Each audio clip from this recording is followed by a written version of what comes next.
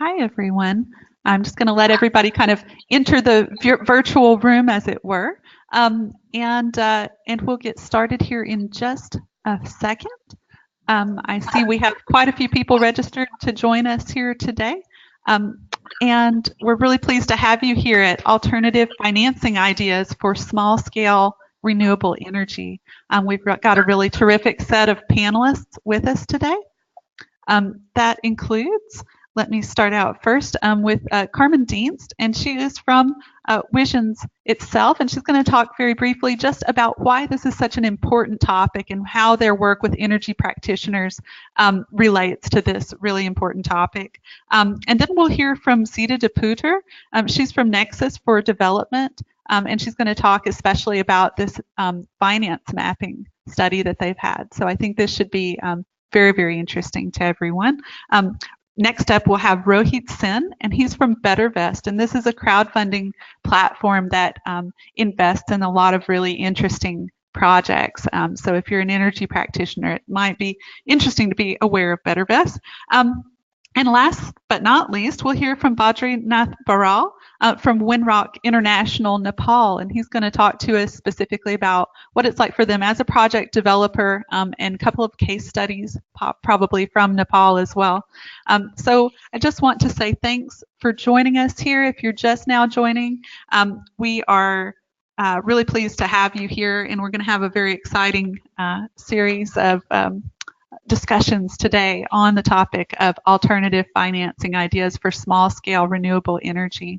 So just before we launch into the webinar, I want to do a couple of quick polls of our attendees here today, just to learn a little bit about you here in the audience. So let me go ahead and launch the first of these,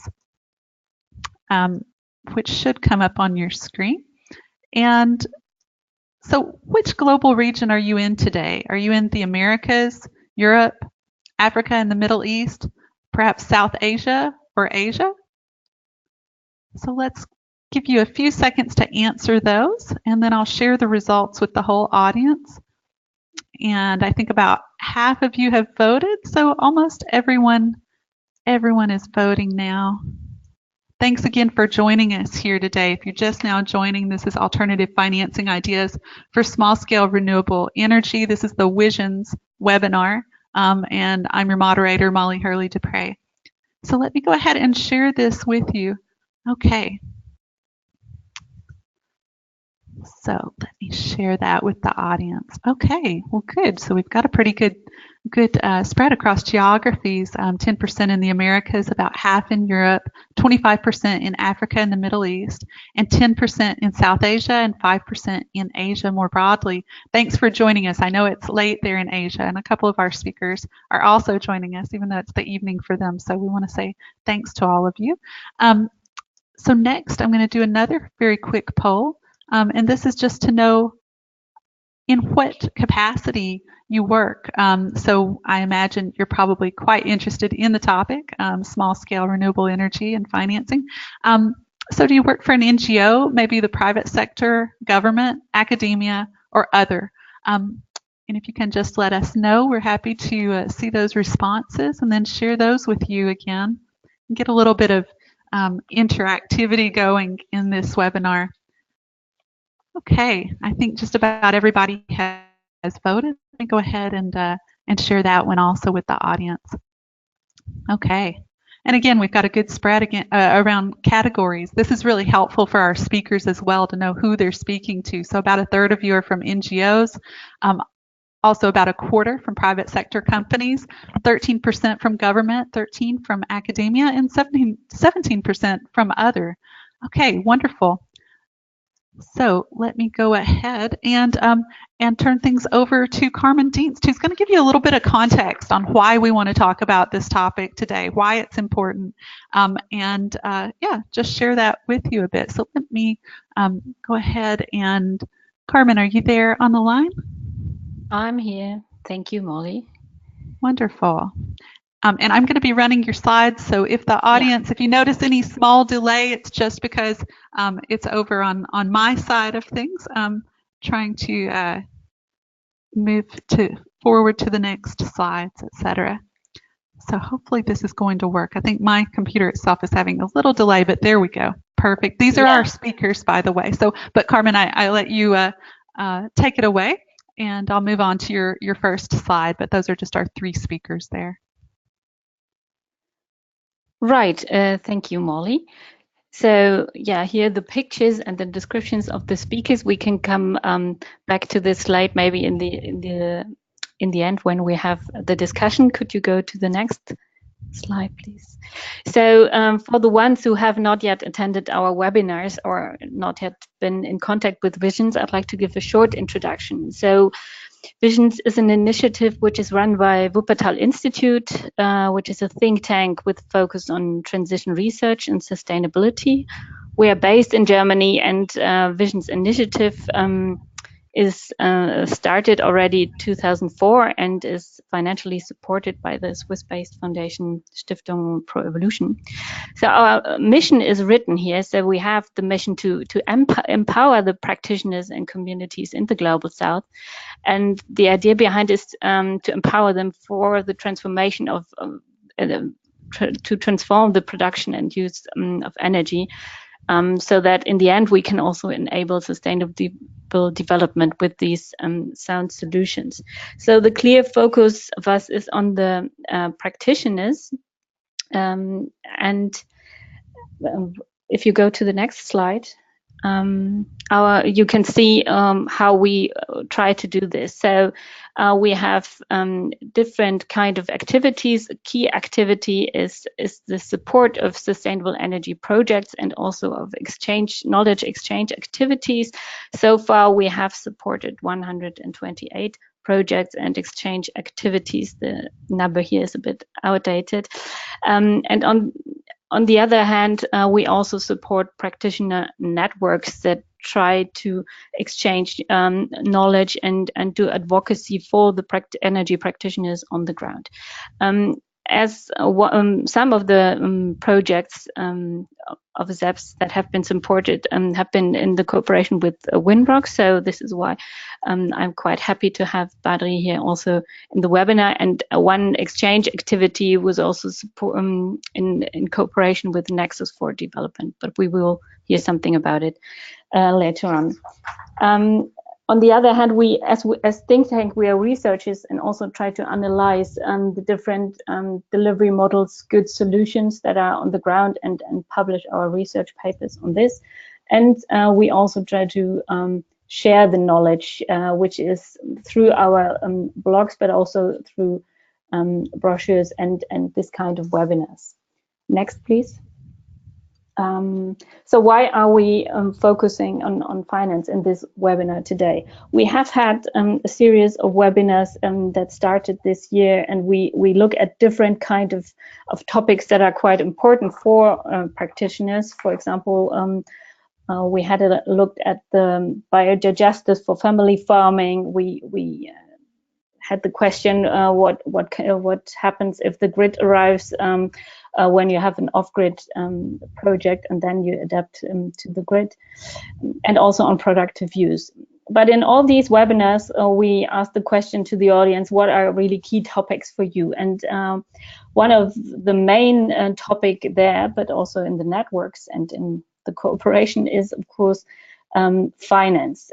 So this is why we like to tackle this topic today, because it's so crucial for the practitioners on the ground, and also of course to achieve the SDGs and the climate goals. We, with our little funding, we can support a handful of projects, but this is not a solution for the broad scale. So this is why we wanted to have a look specifically on the different questions of what are key challenges for the practitioners, what do they face, and what could be alternative solutions that are already on the ground. What are fresh ideas? And this is why we asked the 3 speakers to present their ideas and models that that they have tested, like the crowdfunding. And I'm quite happy also to have Zita here as next speaker, who's showing the results of this study on the challenges and on different models.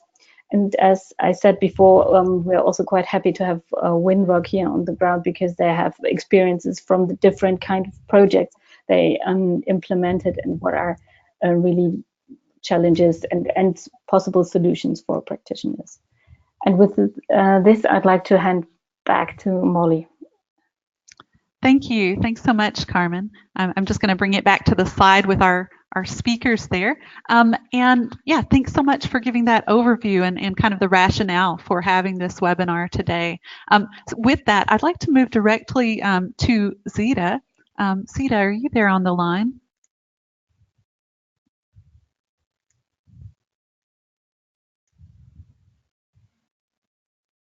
Yes, sorry, that took a while to unmute myself. No worries, no worries. So I've just sent you through the request to share your screen. And after we do that, yeah, perfect. Okay, that looks great. I hand it over directly to you. Thank you so much for presenting us your study today. Okay, great. So yes, so my name is Zita de Poeder and I work for Nexus for Development. And I just wanted to give a brief intro of who we are. So we're a regional not-for-profit with our main office based in Phnom Penh, Cambodia. And we act as both a fund manager and a network facilitator. So as an innovative fund manager, we've developed and currently manage several finance mechanisms. Two of those are climate funds, which have supported 9 carbon projects so far. So these projects, they don't only deliver emission reductions, but also, for example, a combined total of $590 million of positive impacts on health, avoided deforestation, and time savings.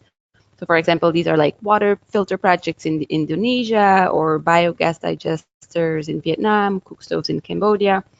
Then we have the Pioneer Facility, which is a blended finance vehicle. So both grants from institutional donors and money from impact investors. And this fund provides working capital loans up to $500,000 to support social enterprises in clean energy, water, or sanitation solutions across Asia.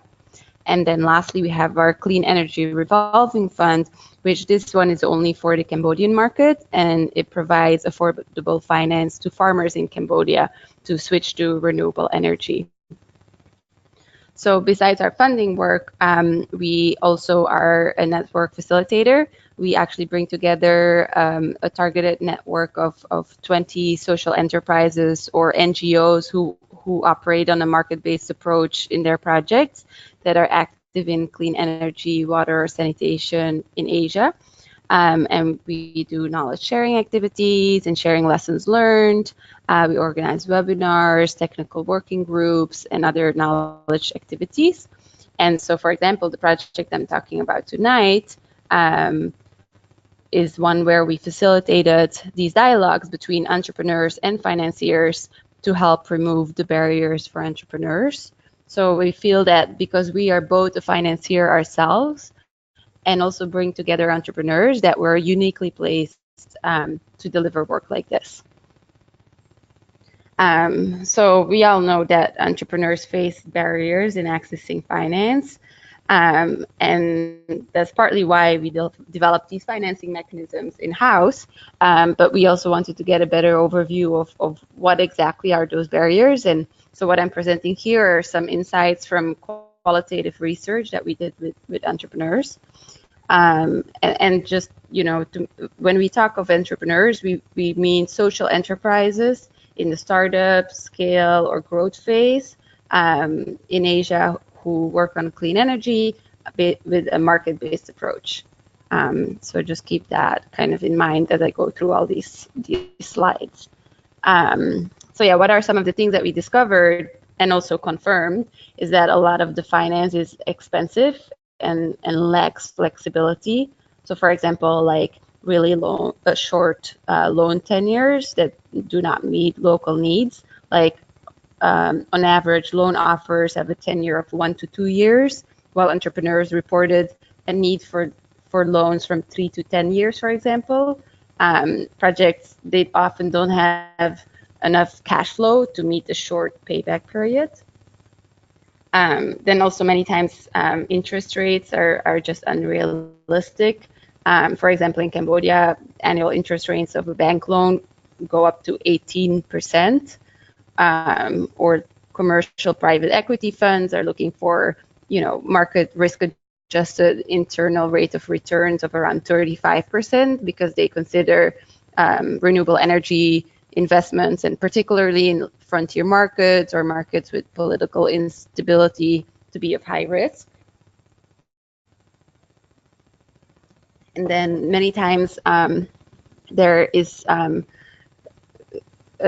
disconnect on the financial language. So like financiers assume high financial literacy, they rely on documentation and information that just requires for the entrepreneur to know all of these financial terms, which oftentimes they don't, beyond kind of the basics. And then entrepreneurs also have kind of limited knowledge of alternative financing solutions. So everyone knows traditional like debt or equity or grants, but there's other sources of financing available, including concessional finance, patient capital, crowdfunding. We're hearing from a speaker later about crowdfunding. So yeah, they're just not always aware of all the options for funding.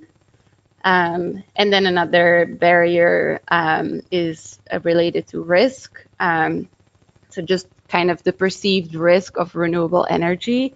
And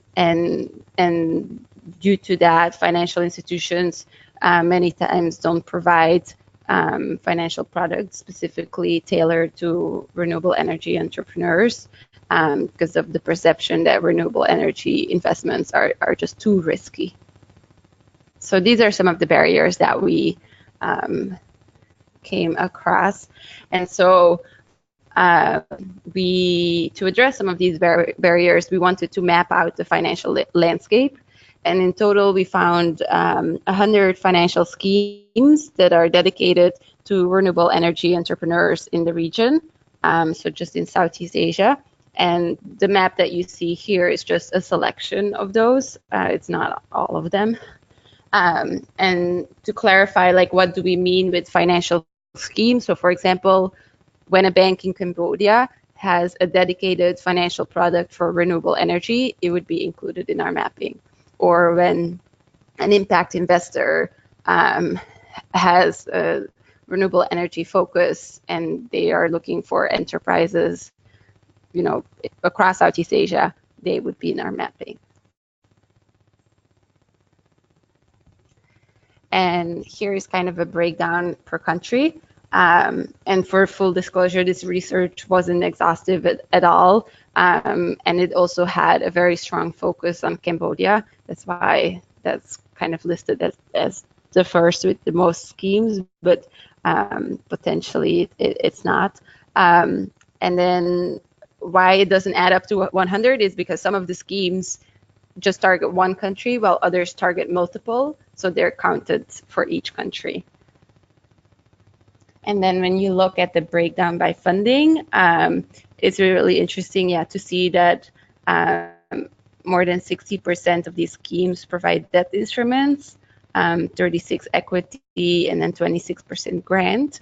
And these numbers were sometimes very different across countries. For example, in Myanmar, the amount of schemes offering debt and equity was the same, both around 60%. So there's really interesting differences between countries.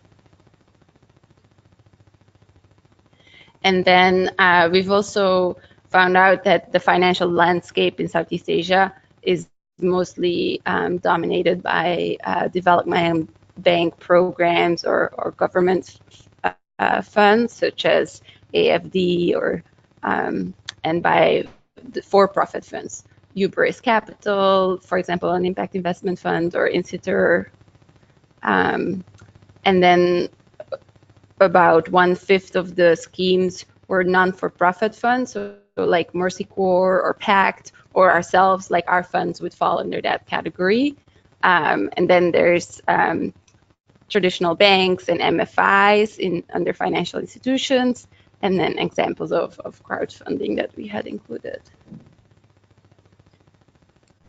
So yeah, we didn't only map out all the financial schemes available, we also organized a direct dialogue between entrepreneurs and financiers to kind of help address the challenges that entrepreneurs face when they're trying to access finance in Southeast Asia. So we brought together 65 entrepreneurs and financiers, and it was really a unique opportunity to exchange insights and experiences. I feel like that these actors don't really have many times an opportunity to sit together in a room like that, where it's not like a pitching fest or matchmaking exercise. This was really to learn from each other and to kind of share their experiences.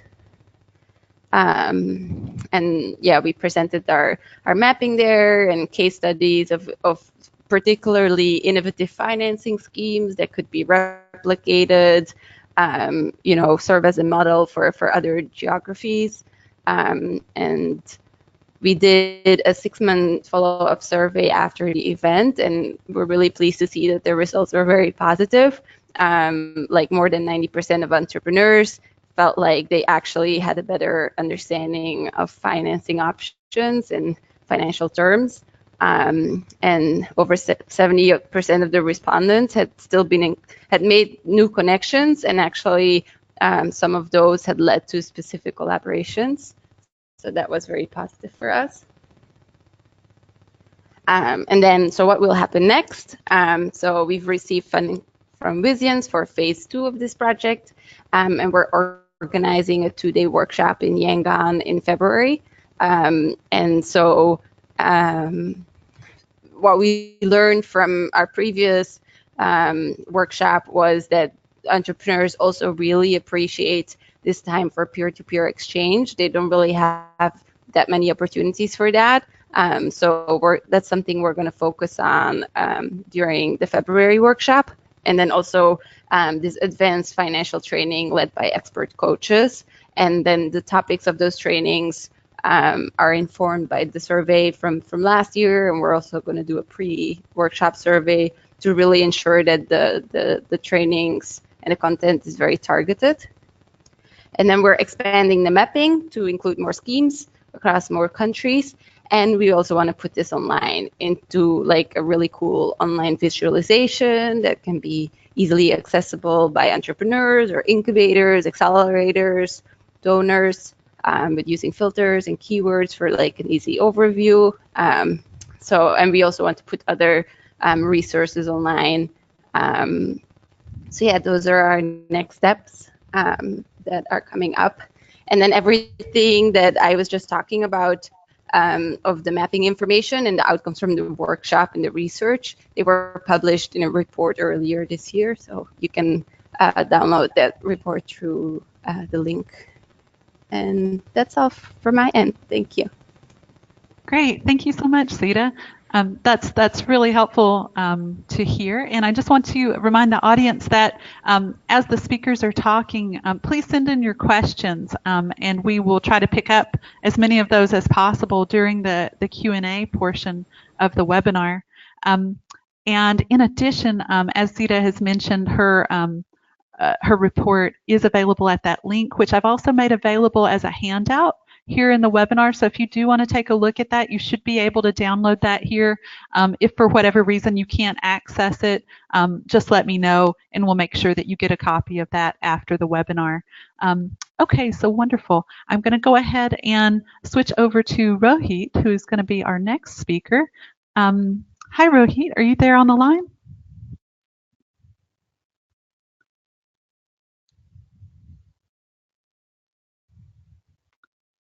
Hi, Rohit. I know he's there for sure, but maybe he's just having a little trouble taking himself off of mute. And I've just sent through the request to share his screen. Yeah. Hi, Molly. Perfect. Thanks. And sorry, it also took me some time to get out of the mute. No worries. Thank you, and thank you for to all the attendees, and a warm welcome to everyone. It's a very interesting topic, and I would always start with a background to show everybody what's happening, what's the status quo. I want everybody to look around and think, is there anything that works without electricity? Whether it is lighting, education, healthcare, whatever, everything needs electricity. At the same time, there are two sides of it. We are, consuming so much, wasting 50% of it. At the same time, CO2 emissions are at a record high. But you also got to think that more than 1.1 billion people still lack access to energy. And unfortunately, 95% of this are people from sub-Saharan Africa and Asia. So how do we proceed? What is the solution? I mean, of course, do more electrifying projects, energy access projects, but to do those things, there is a lot of challenges that come by. And one of the key ones is the problem to cover the financing gap. What problems do we see? Generally, we see lack of capital. There is high local interest rates from the banks. All the financing institutes, banks, they would like to have more large-scale projects. So the small-scale projects or the people working on the ground, bottom-up, individual projects owners sometimes are left out. So how do we fulfill this gap? How do we, innovate with different financing solutions? One of them is what we do. We do crowdfunding. So we give power to the people, and so to say. And here, let me tell you, the company that we do crowdfunding is the bettervest platform. Bettervest is basically a crowdfunding platform based out of Germany. So the crowd investors that we raise money from are the people in Germany. They invest in various projects, thematically in renewable energy and energy efficiency projects. The main goal being that every project that we bring online needs to have a CO2 emissions or CO2 equivalent emissions impact. And these projects could be in Germany, could be in Europe, could be in African countries, anywhere in the world. And there's always, the social impact related to every project. There's always a social, as it could be a direct, could be an indirect impact. And we look into this, that every project that we bring in and the peak crowd that they invest, they are doing more ecological investments. Now, how do we do it? And here is the model that I try to show everybody, that summarizes everything together, all the stakeholders in there. So on one side, you see that we have the energy projects, or let's say clean energy projects for the business owners, the borrowers.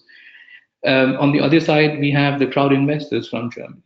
But before I go on, let me tell you that there are many crowdfunding platforms in Germany or in Europe and in America and around the world. Everybody has different business models. For example, Kiva works more with microfinancing on the end user. We, on our side, we work more with the project owners or the business owners who are willing to take financing as a debt financing and scale up their projects or implement their projects on the ground. Now, whenever some project owner or business owner comes to us, they come to us with their project proposal. We have a look at it. We do our due diligence, technical, financial, to assess if the project is good enough. Does it have CO2 emissions impact? Does it have a social impact on the people in the local area? And the financing volume, interestingly, we have set for ourselves is from 100,000 euros, which is a minimum requirement, to a maximum of 2.5 million. Now, this is a very interesting slab, if you know, because the banks and the other FIs, when you go for top-down approach, they will not be interested in this, and they would say that the financing volume is not, big enough for us to come into the picture. So this is also a reason where, if you go bottom up, you'll see on the ground most of the project owners or implementers will want to have this amount somewhere in the middle, whether it is 100% financing or whether it is a part of their total financing requirement. On the other hand, the crowd investors that we have invest individually anywhere between 50 euros minimum to a maximum of 10,000 euros. So any given project, that we have financed always has 300 to 400 people, or let's say investors, for every project. And these investors look into all the documents, technical, financial, which we upload online. They get to know about the company, the project owner, who he or she is, what has been their track record, what is the project all about. We sometimes even get into third-party due diligences so that there is no conflict of interest. We do not want to show that bettervest is interested in this, but this third-party neutral people have also put a stamp of approval on these kind of projects. And the financing that we do is basically sort of a subordinate debt financing, and the model is based on annual repayments. So the borrower takes the money for a required amount of time, could be anywhere between 5 to 10 years, and then repays this amount to the crowd investors every year. And there is, of course, a date scheduled for it, and the interest rate is anywhere between 5 to 10%. Now this is a win-win situation for both, because the crowd in Germany finds this also very market competitive. And then the people who are borrowing this, like the business owner and project owners, find this also as a good option, because normally as the previous speaker mentioned, that the banks are charging very high. I give you an example, like in Nigeria, people, like the banks, they go crazy, more than 21 to 25%. So for them, this becomes very important then. And we also now partner with UNDP. We have them at a stage when we are working on the project, so they can do their pre-assessment check on the potential direct and indirect impacts. We want to see with their tool and with UNDP's analysis that how many SDGs, the Sustainable Development Goals, out of the 17, how many do we hit per project? And once the project is implemented, maybe 6 months later or a year later, UNDP comes and does another survey, and then we see how these developments, social impacts, and so on have worked out, how they have carried out to become more positive, or has there been a negative impact? So these are very important things for us. Now, all this happens is through the bettervest platform. Now, bettervest is just a mediator, and we work on a marginal success fee for us, and the investments go direct from the crowd to the borrower. And this happens via an escrow account in Germany, and the repayments happen via the same account in a reverse way. Because as per regulation, we cannot touch the money in the middle. Otherwise, we lose a license. But this is different, as I said. For every crowdfunding platform, they have different business models. They work differently. This is for bettervest. Going forward, I wanted to show a very good example to you all. Now, this is something that we have done in Nigeria, and this is a model for Minigrid financing, and is a perfect example of blended finance. This was done with the help of USA, GIZ, European Union coming together with the Nigerian ministry to finance Minigrid projects in Nigeria. And this was also a project where REAP and Winrock was also part of it. Now, if you see this model, this is perfectly replicable, scalable. You just need to change the stakeholders. Now you see the stakeholders.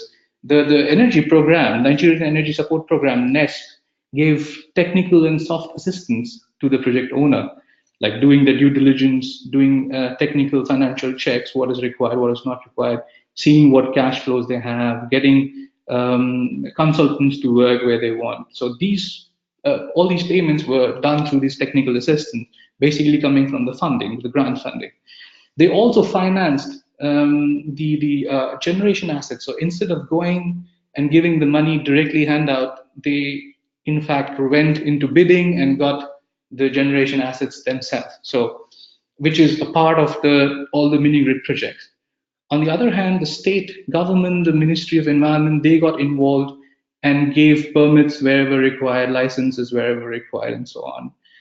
And the project owner or the borrowing company themselves also got in touch with the rural communities to have their agreement in it and work out MOUs between each other, how things will work, because this is also very important in case your the project owner's end customers are not with you, then you might have a failed project in coming years.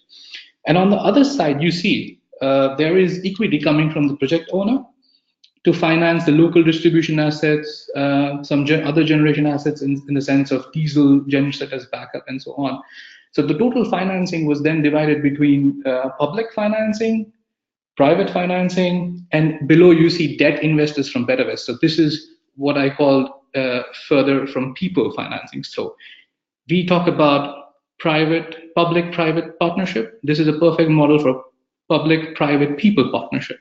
And this could easily be replaced in the sense if the project owner doesn't have equity, they could easily see for a bank or an impact investor and so on. It could be mixed and matched as well. But this is a very good example and is already being documented by Winrock, GIZ, and is already being used to replicate in other countries where they go and do their work. Now, I wanted to show to you all what is the bettervest portfolio so far, our geographical spread. So far, we have done in total 76 projects, of which 35 of them are international, because 37 have been in Germany. We have been able to, so far, fund 11 million euros. And you can see the emissions that we have helped reduce is almost 270,000 tons. And this is the number from last week. This week, we have already, added some more to it. And you can see that at the moment, our footprint is more or less in Europe and a lot in Africa. We are now very much focused and want to do more projects in South Asia, Southeast Asia, and South America. And we are working towards it. We want to work with more local partners present on the ground and work with more NGOs and private companies and institutions or donor agencies and so on. And that was my slides. And I will be happy to answer any questions you all have. And I hope this could be an interactive session. Thank you. Thanks so much, Rohit. Yeah, excellent presentation.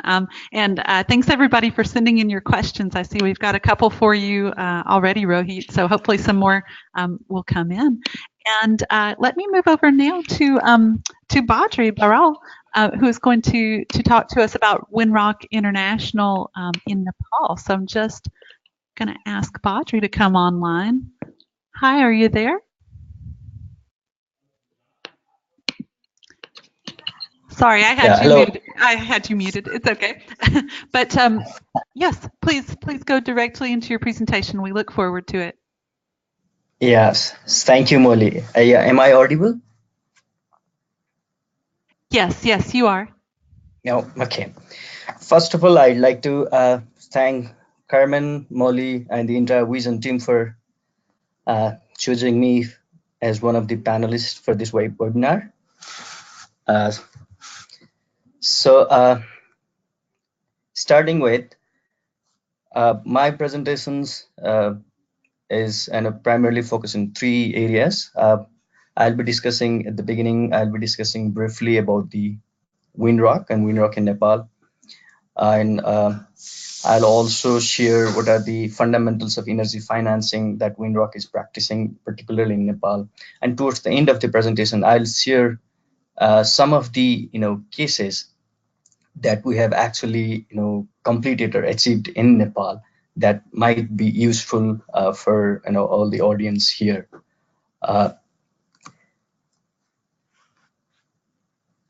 Just a minute. Yeah. Winrock is a not-for-profit organization based in US. Winrock works more than 45 countries across the globe. And Winrock works in various sectors, including agriculture, environment, and empowerment. But since I'm heading the energy financing portfolio in Nepal, my presentations and most of the facts and informations are purely related with Nepal only. Just to give you a brief, Winrock presence for the energy and environment sectors in Nepal lasts since 20 years. And over these 20 years, we have implemented more than 115 energy and environment related projects funded by various donors. And we also had the opportunity to work and implement projects funded by WISIONS in Nepal. So just to show you our presence, so we are we have implemented projects all over Nepal. So we have good representations in Nepal. Throughout this 20 years, Winrock in Nepal had been able to build network and partnerships with almost all the donors present in the countries and around the globe, including USAID, Depret, European Union, and I mentioned WISIONS here. And since we are the sector promoters of the renewable energy in the country, financing is one of the crucial aspects, and we have worked with almost all commercial level Class A, Class B, Class C, and Class D banks in Nepal, and also the local level microfinance institutions and cooperatives. At the same time, since this is a very rapidly changing scenario and the technologies, these technologies, even today are not as easily available or like other consumer products. So it's constant relationships and networks and informations are required from all the sectors. Thus, we have been working closely with the private sectors, mainly manufacturers of the technology, suppliers, private investors, microfinance institutions, and through the association of private sectors and industries.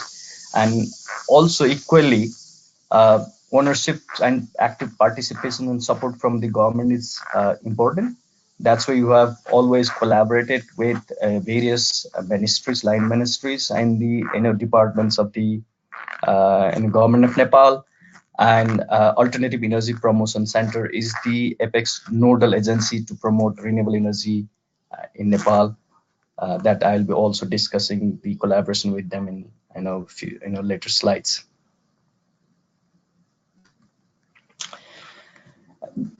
Talking about Winrock's approach and scope regarding the renewable energy financing and the promotion in the country, we apply three-pronged approach.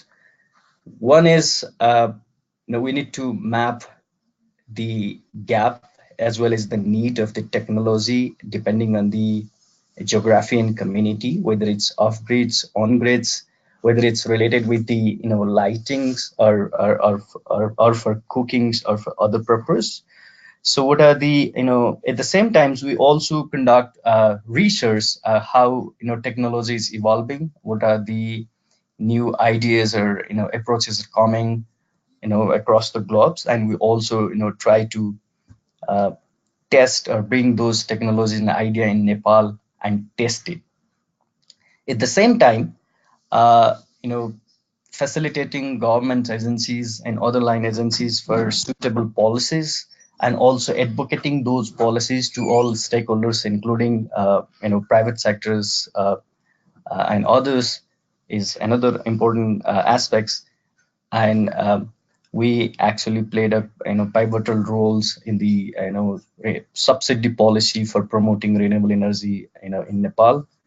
And also structuring loan products for promotions of the renewable energy technology for enterprise as well as for households was one of the important area where we played a role. And most importantly, wherever we talk about or whoever we talk about, the necessary capacity building activities is equally important.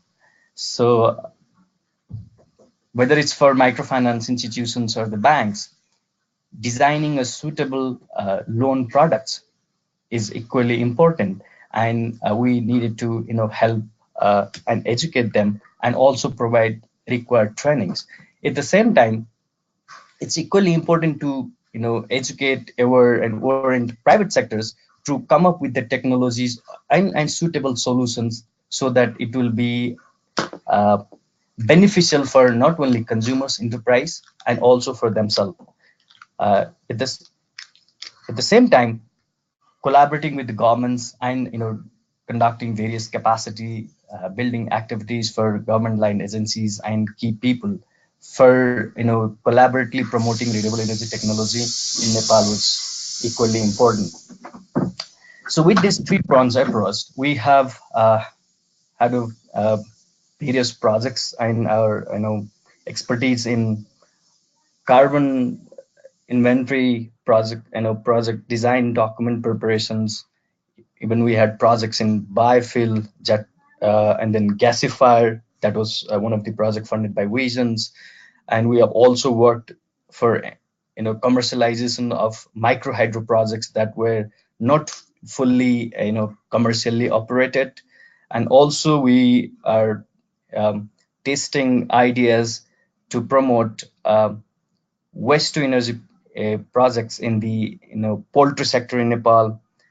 And also we practice public-private partnership for managing urban solid waste management funded by European Union, on introductions of e-vehicles through three-wheelers driven and owned by women concept. It's called Sofa Tempo. It's a local name. Sofa means clean and Tempo is the three-wheeler vehicles, was also facilitated and implemented by Winrock as well. At the same time, we extend our expertise in the regional areas. We have provided inputs and expertise that we have honed during this 20 years to Bangladesh, Afghanistan, and Pakistan for promotion of renewable energy technology through financing. Coming to the main topics of the webinar today regarding energy financing. So basically this financing for this kind of technologies and ideas is required from three aspects. It needs to enhance the affordability to the users. So only affordability will not solve the problem in a long run. So we need to make it sustainable and scalable so that it should be linked with some enterprising activities. So it should basically earn money to repay and then invest future in the technology. And at the same time, even if it's affordable and it's for entrepreneurs, but these technologies are not like other commodities. So these are evolving rapidly. So many technical inputs and other supports are required. Even after selling the technologies, many after-sale service and other maintenance and upgradations are required. Thus, suppliers and buyers and other stakeholders needs to be together for a certain period of time. So all these stakeholders should have ownership on that particular technology of the project, so that it not only runs sustainably, also there is a scope for this scalability. So with these three concepts, Winrock was able to facilitate credit flow in the renewable energy technology installation in the countries. And we have played a role for providing wholesale loan as well as retail financing through microfinance institutions. So these microfinance institutions or local financial institutions are purely localized in some small districts or villages, and they have very limited financial capabilities. However, there is a huge scope of renewable these technology installations or demand.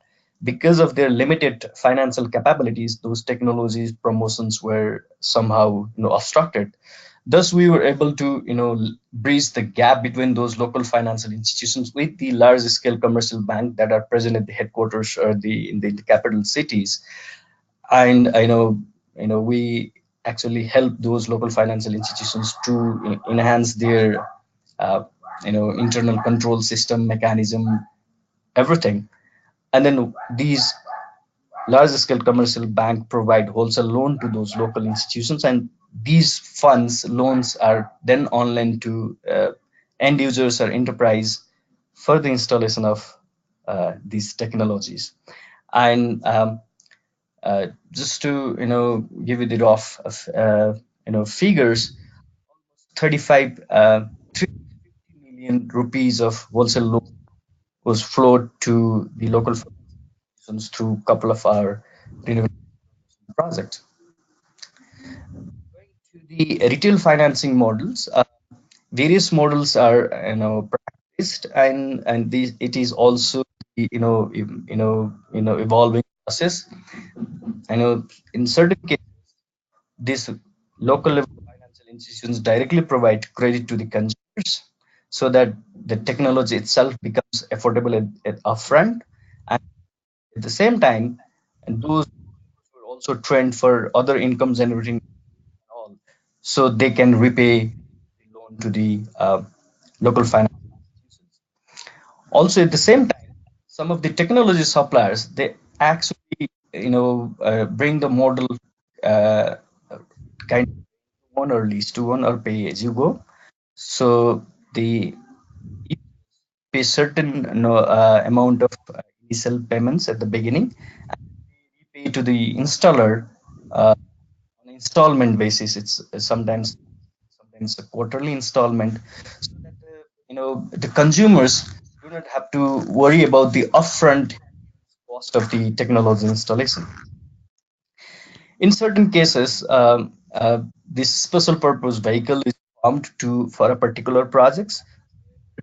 Community and the technology suppliers, they jointly invest, and private technology suppliers will get the O&M fee as well as the return on the investment time, and then all the system was transferred to the ownership of the community. And also Hi, yeah, Badri. It's Molly. It's just to say that we will need to move on soon. So if you can wrap up your slides, but we can come back to some of this in the Q&A sure. session. Yeah, sure. So I have, a few cases to share here. As I described the various models we have, that I have, explained in the earlier slides, there are some of the cases. First one is with, one of the youngsters who was almost, planning to migrate to in Middle East for, livelihood earning. Somehow he come across with institutions network, and he was able to borrow money and start his own business, and now he's a successful entrepreneur, poultry entrepreneur.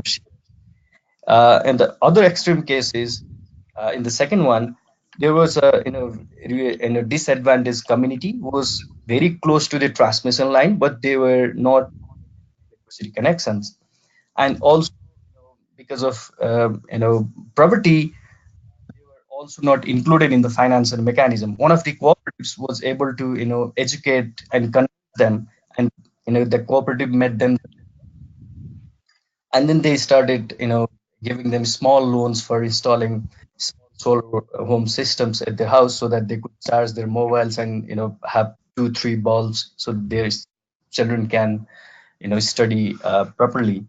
Also, there are cases of installation of solar water pump, the barren land because of the unreliability grids. They were not able to get the electric pump. Diesel pump was costly, but with the solar pump solutions, a lady started having a off-season vegetable farming and became an entrepreneur. Uh, Thank you, Badri. I promise you we'll give you more of a chance to come back because I know you still have points to share with the audience. So it's and I know that people are super excited to hear from you guys as well because we've gotten questions. So many apologies, but I will move on from here and we will come back in the Q&A. Thank you. Thank you so much. Thank you. We appreciate it so much.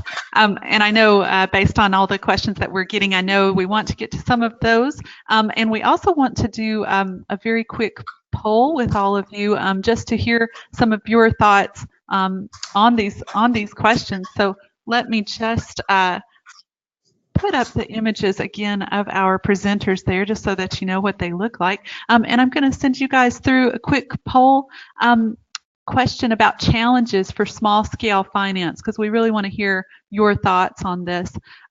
So the question is, which challenge for small scale finance is really the most pressing, in your opinion, for renewable energy entrepreneurs and energy practitioners? Is it perhaps the availability of the funds or finance products? Maybe the debt and grant conditions, as some of our presenters have already mentioned, knowledge of finance solutions and finance language and terms, as Zita pointed out, conditions to qualify or requirements, or maybe unclear policies. So we'd be really glad to hear your thoughts on that. And this is also just a good opportunity for our panelists to understand what some of your concerns are, so they can maybe address this in the Q&A as well. So I want to thank everybody for voting. I think we're just about there. Thanks, everybody. And I'm going to go ahead and close the poll and share that with you all. Okay, great. So let me just share that. Okay, great. So we see quite a few people talking about the availability of funds and finance products, but likewise debt and grant conditions, and also knowledge of finance solutions at 17%, and a little bit less on conditions to qualify and unclear policies. But okay, but that's clear that availability of funds and finance products is really important. Okay, let me do another poll here just to follow on that. We want to know which finance model you've used so far for funding in your small scale energy projects. So have you guys been relying mostly on grants, whether those are public or non-public programs? Have you been relying on other types of public funds like subsidies and other policies, perhaps debt financing, equity financing, or maybe you've experimented already with crowdfunding like Rohit has presented to us? So I'll let you guys go ahead and fill in that poll, just give you a few more seconds. And if you still have questions after you filled in the poll, please go ahead and send those in to us, and we'll be really pleased to try to address some of those. If we don't get to your question, don't worry, we will be able to answer that over email. So if you have a more extensive question that maybe we're not able to address or just don't get around to, we will still be able to put you in touch with the speakers by email, if that's okay for you. Okay, let me go ahead and share that poll with you. I'm going to close that and share it. So what you guys have been using so far pretty overwhelmingly has been grants, public or non-public programs, then followed by debt financing and equity financing. Only about 4% of you have been using crowdfunding so far, so that's pretty interesting. So maybe that's an interesting opportunity that we can talk about further. And I want to do just one very quick last poll, and this is about the potential of finance models. Which ones do you think have the highest potential to scale small scale energy projects by 2030? As you all know, we're all working toward this goal of 2030, the global goals, the sustainable development goals. It's not long between now and then, only about 12 years. So we'd like to hear from you what you think. Which finance model has the highest potential for small-scale energy projects by 2030? So thanks for voting, everybody. I'm going to go ahead and share that with you.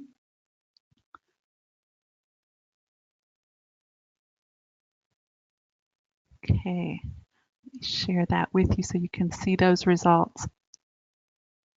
Okay, interesting. So a lot of hope for crowdfunding again. So, okay, that's great that we have Badri here on the line to talk to us about that potential.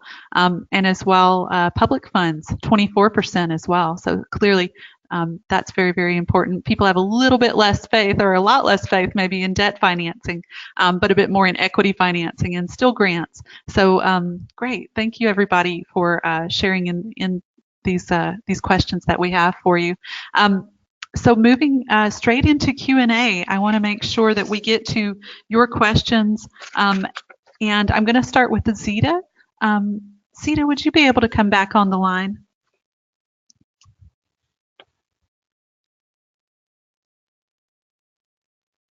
Hi, Zita. Are you there?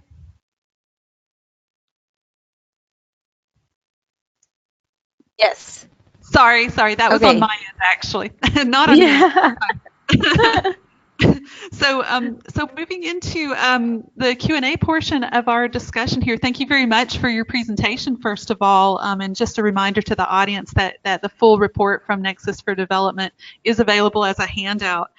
What I wanted to ask you about was, I noticed in your report that one person said, I thought this was a really interesting quote, business is not only about finance, there's also a huge part based on relationships. So I wanted to understand from you, in relation to financing, what relationships do you think many energy practitioners, and especially small scale ones like we're talking about today, need to cultivate? And how do they actually go about doing this? Yeah, thanks for that question, Molly. Yeah, I think, cultivating relationships with financiers takes time. And it doesn't just happen right when entrepreneurs need the financing, but way ahead.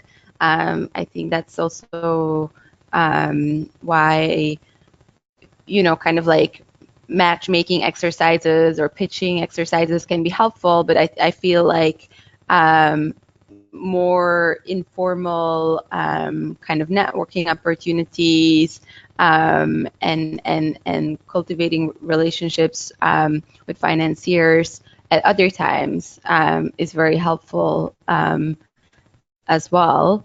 So yeah, I feel like that social enterprises who are good at networking, at presenting themselves, who, for example, have solid impact numbers calculated by a third party, good at communicating on those results, they are really good at cultivating those relationships and fundraising the finance they need when it comes to it. So it's a long-term relationship, I would say. And I think events like ours, where there is kind of that more kind of equal level between financiers and entrepreneurs, because they're not just kind of there asking for finance, but they're there to discuss, are really helpful in kind of getting in that first step in kind of these actors meeting each other. Great. Thank you so much, Sita. Thank you. So our next question is for Rohit. Hi, Rohit. Are you there on the line? Yeah. Hi, Molly. Hi.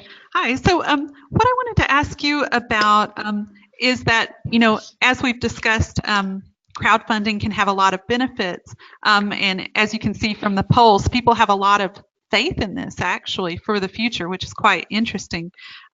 One of the questions that I want to ask about it, though, is one of the challenges is that renewable energy entrepreneurs, they often have to anticipate high expectations for public transparency, and they have to be aware of the reputational risk in case the fundraising campaign or project fails. And this is also from the Nexus for Development report. So if they choose to try crowdfunding, how can these energy practitioners, many of whom are with us today, how can they manage these sort of reputational risks and expectations for public transparency?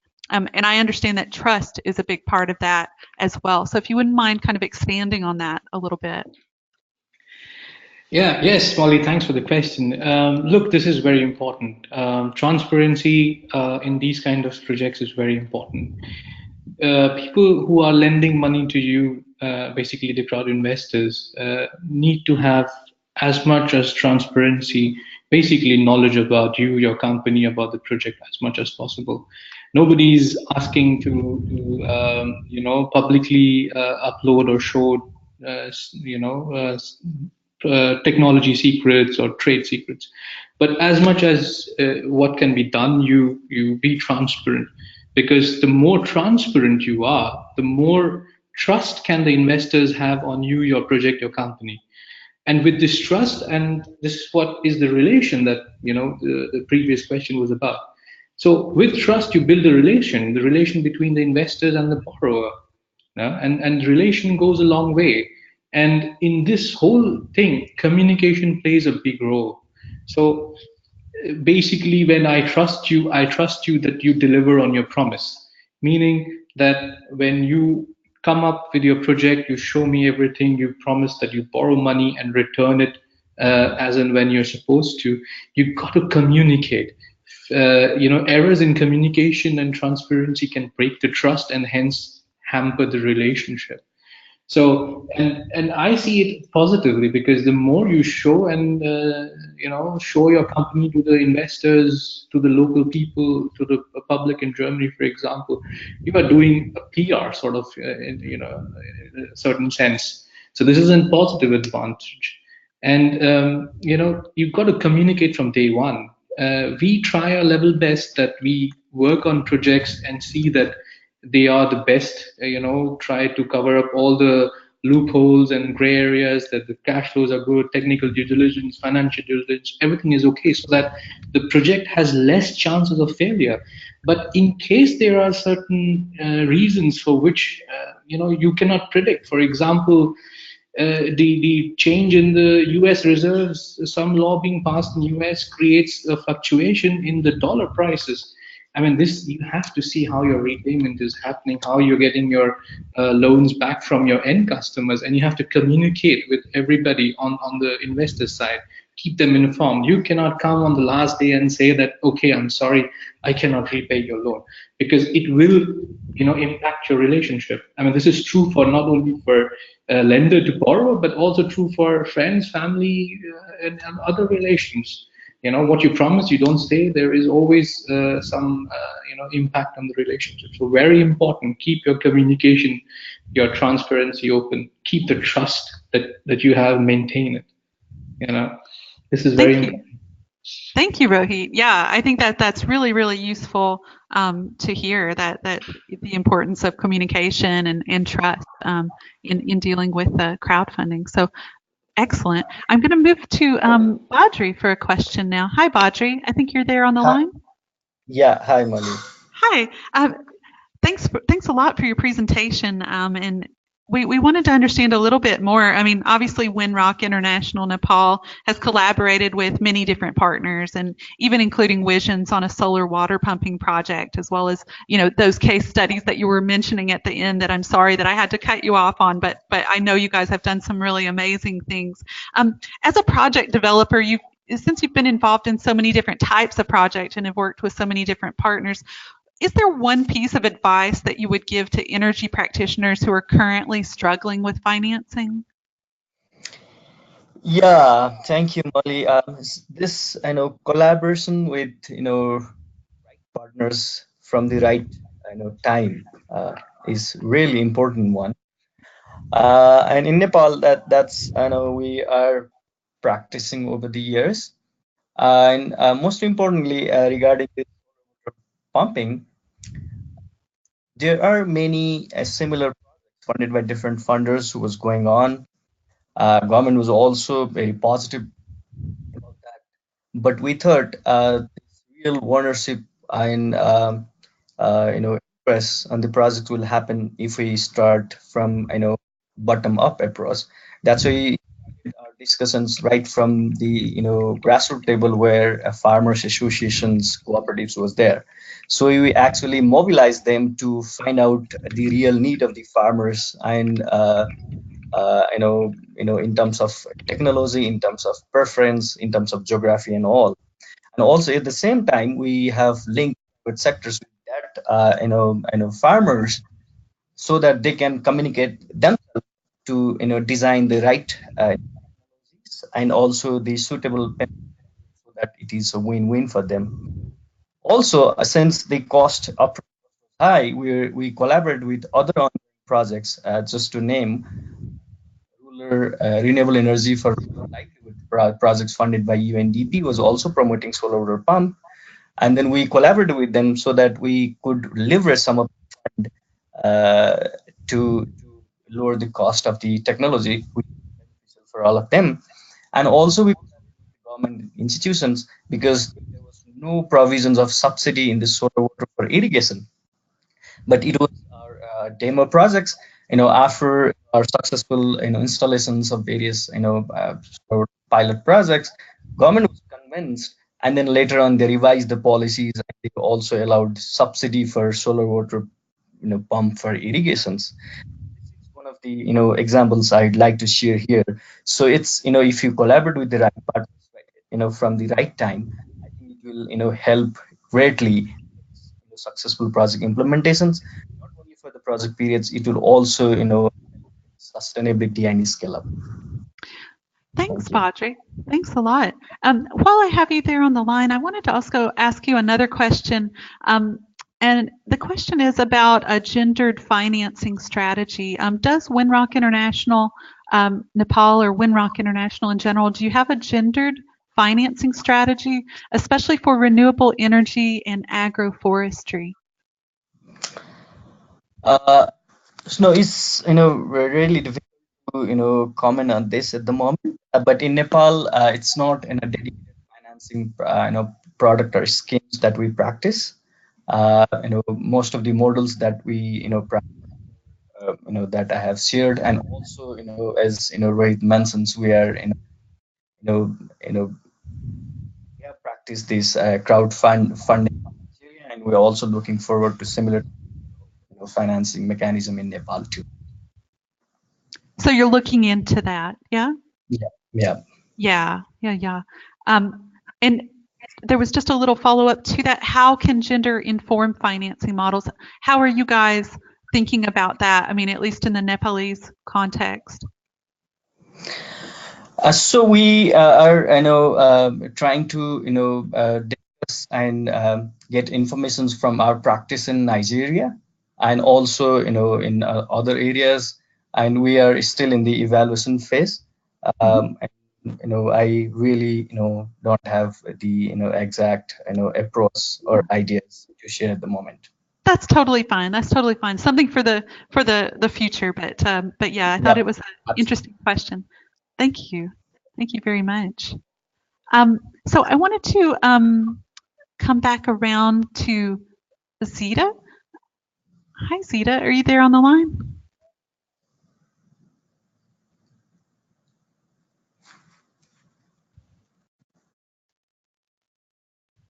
Here. Yeah. Hey, Molly. Hi. So great. So just to follow up a question to you. So this question is about speaking the language of finance. From your report, you said, entrepreneurs don't speak the same language as financiers. Most of the time, entrepreneurs have great ideas, but they have to speak the language of finance. How do you think this issue applies to small-scale energy practitioners? And how do you think they could overcome it?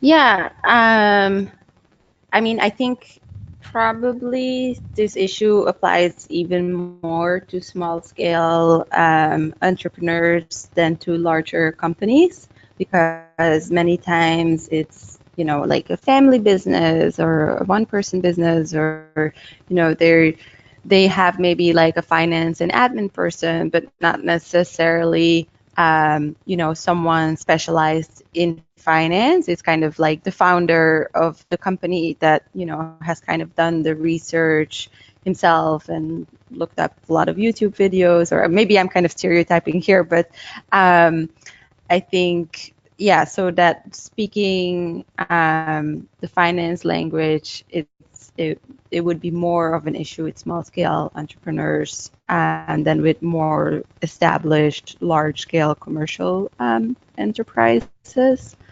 And I think it just takes time in really getting into that language. I mean, even myself, who managed this project the past year, there were so many concepts that I had never heard of before, and that I had to rely on these financial experts to kind of really school me on what's the first loss capital, what does that mean, versus mezzanine finance or an output-based grant. So I think what we were trying to do with this project, and in the second phase of really providing this information publicly available online in a very accessible form, is to help these entrepreneurs and other actors to easily access this type of information and to provide the training needed. But I think on the other hand, financiers can also use less jargon when they talk, and it's kind of almost this can't think of the right word right now, but I think it can come from both ways. Kind of creating a common language, because I imagine for financiers trying to understand small-scale renewable projects, they might not understand some of the concepts and the technologies as well, right? Yeah, that, and also the type of finance that they're looking for. Why is this small-scale entrepreneur not interested in my 18% loan that he has to pay back in 2 years? Getting on the same page on that. Absolutely. Great. Well, thank you so much, Sita. So coming back around to Rohit. Hi, Rohit. Are you there on the line? Yeah. Hi, Molly. Hi. Great. Well, I've seen that you've been answering some of the questions through our Q&A facility here, so by typing to people. So I know a number of them have already been answered. We did get one here, and I thought, well, given the current moment, it might be interesting just to ask. It's a question basically about how do people, small scale energy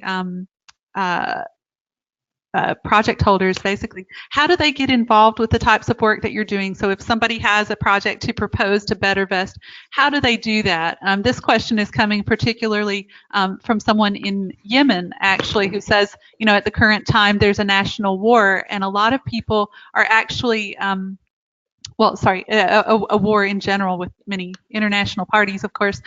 Most of the people don't have access to electricity and haven't since the war started in 2015. A lot of people have started relying on renewable energy and solar home systems to cover their energy needs. So they were wondering how do they get involved in get in touch with you or propose a project to you? I imagine this is probably a question from a lot of the audience members. Yes, I mean, this is the first thing I would say is that just go to our website, because this was also a question from someone else. Have a look at all the details, the type of projects you can see there. In case you want to translate it to English, please use Google Chrome and Google Translator. You see everything in English. Now, the question with these projects. Now, there are different kinds of projects and people working at different levels. Of course, we cannot help everybody at every level. You got to imagine that this is a sort of a debt-based crowdfunding. People from Germany are lending to various projects and project owners, so there's always a high risk involved in this. And I mean, based on the risk, the return on the investment is there. We love to do projects worldwide, but we try and avoid conflict zones. And in this sense, it is like this: they could be good projects, but the problem is that even if we put it up, you might not find investors putting money into this, and there could be chances that it is not 100% successfully financed. Now, to do a solution for this, there could be other, donor agencies and grant agencies coming into the picture who are able to de-risk these kind of projects by either getting in private people who are willing to take the risks themselves to implement such projects. Maybe somebody from Germany, for example, is happy to do some some projects with, in Syria or Iran, so to say, or Iraq. But that depends who is willing to take the risk. And there needs to be a collaborative work with donor agencies, with other agencies like UK Aid or US Aid, who are willing to de-risk these investments. Thank you, Rohit. Yeah, I hear the word risk there and de-risking. So that's very important consideration and a very interesting topic of how do you fund renewable energy in a conflict zone. So thank you also to the audience member for that question. So coming back around to Badri, and I think I'll probably make this our last question since we've gone over by a few minutes. Badri, are you there on the line? Yeah. So this question is about what percentage of your loan products or other financing products are lended to the urban area versus the rural area. At least I think this one was for you. And is there any change in the interest rate when you work with government policymakers and BFIs? Is this something that you can speak to? Yeah, so it's fair to say that almost 90% of these kind of investments are in the rural areas, compared to urban areas. And also, while talking with the government agencies and banks and all, and most renewable energy product loans, they have somehow considered few basis points of discounts for this particular product. So it in 4% in certain cases, up to 2% lower than the normal interest rates percentage for other products.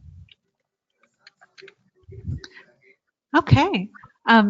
Great. Thank you. Thank you for that reply. I think with that last question, we will close the webinar. I want to thank all of our speakers for being here with us today. That includes Carmen from WISIONS, Zita from Nexus for Development, Rohit from BetterVest, and Badri from Winrock International, Nepal. Thank you guys for being here, and I want to thank the audience. Thank you for sticking with us. I hope that most of you got your questions answered. If you didn't, feel free, let me just pop an email down here in the chat box. So I'm going to put the email for WISIONS. So it's just info@wisions.net. So if there were any questions that you still have and didn't share, or if there are questions that you still have, we'll be sure to pass those on to the speakers and make sure that you get answers to those questions on financing. So thank you again to all of you for joining us for alternative financing ideas for small-scale renewable energy. And we'll look forward to staying in touch with you about future WISIONS webinars. Also, there will be a brief survey that pops up after the end of the webinar. So if you do have a couple of minutes, it's very short. Please fill that in for us. We'd like to know about your webinar experience today. So thank you to everyone. Thank you, Molly. Thank you for this wonderful webinar. Very important and very crucial. Thank you. Thank you for having me. Thank you for joining us. Yeah, thank you, Molly and Vision team for this webinar. Thank you for your excellent presentations. Yeah, thank you all also on behalf of Visions. Thank you. Bye-bye. Thank you. Bye, everyone.